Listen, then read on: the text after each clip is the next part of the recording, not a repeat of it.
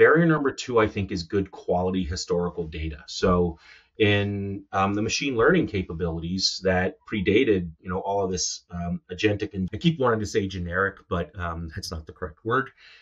Generative is the correct word.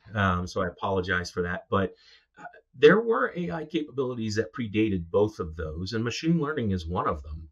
You still had to have 30,000 records of data to teach the machine how to categorize your incidents, how to automatically assign the incident to the right spot. So that hasn't changed. You still need good foundational data for the AI to look at to understand what good looks like. So again, if you've got, one word descriptions and one word incident resolutions and vague problems and, change records that don't really give you much context, I don't think that's going to be very valuable to your AI evolution.